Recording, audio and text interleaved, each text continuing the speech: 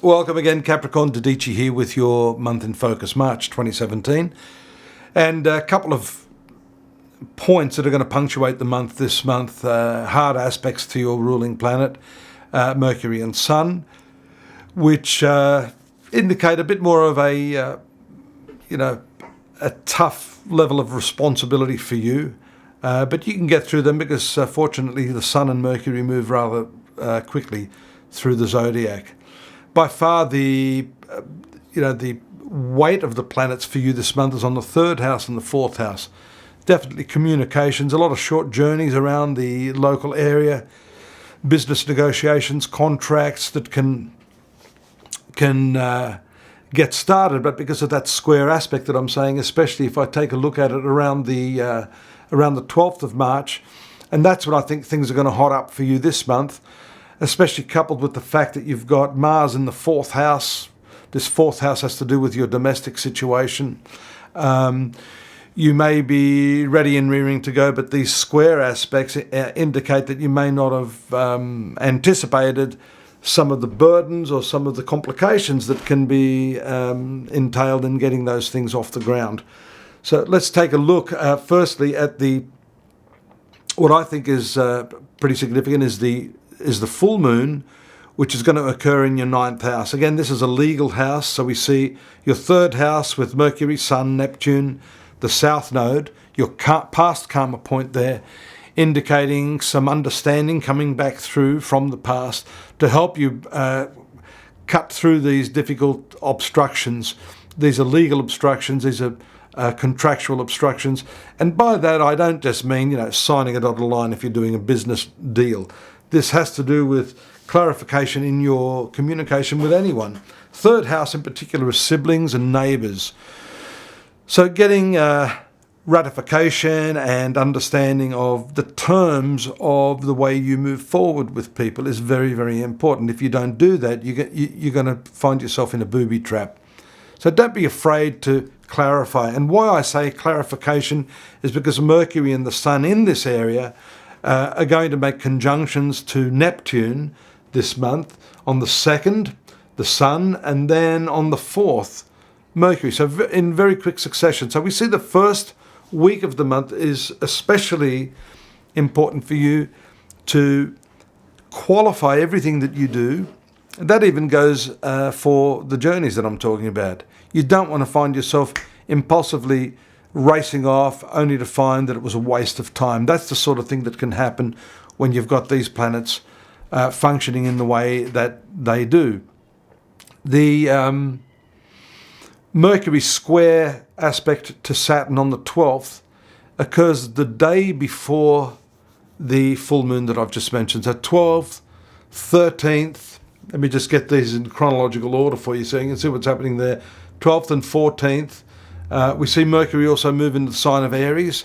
That's going to bring your attention back to family matters. This could be a construction type thing, a renovation type thing.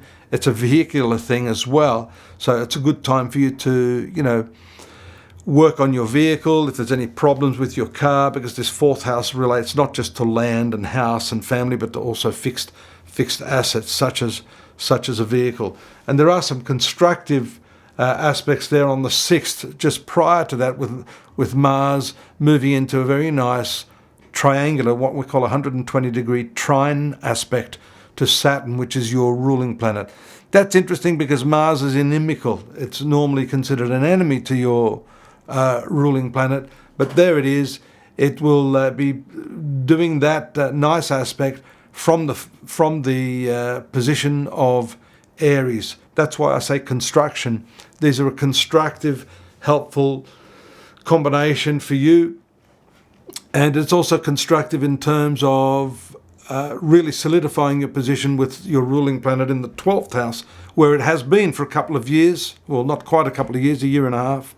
There's another year of that planet transiting your 12th house of spirituality.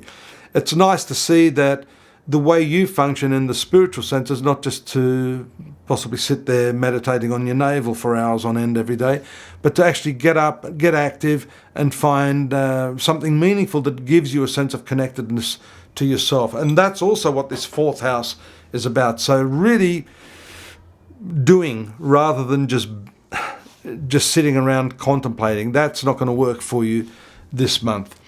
We mentioned the full moon taking place in your 9th house.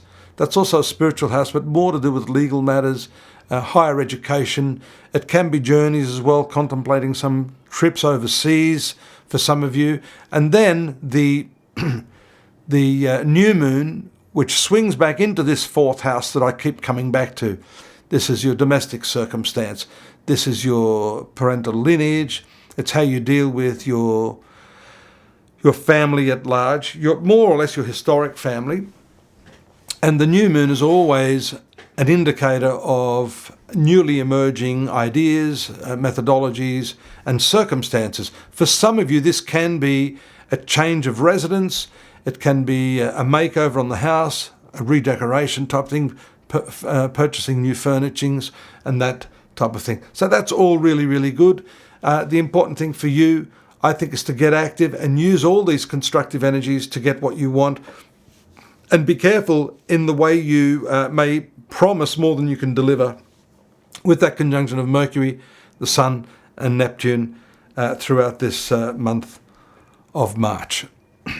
Now, don't forget astrology.com.au. That's where I have more detail on this. I'd love you to come in there, have a read. You can see what all these aspects are doing in more elaborate connection to each other, and more over in the context of the year 2017, because I have around 3,500 words that I've written for you alone. Well, for every star sign, but for your star sign alone, there's specific aspects and how they relate to you, Capricorn. So do join me there. And again, next month, I hope, here at the same time. Take care now. Bye-bye.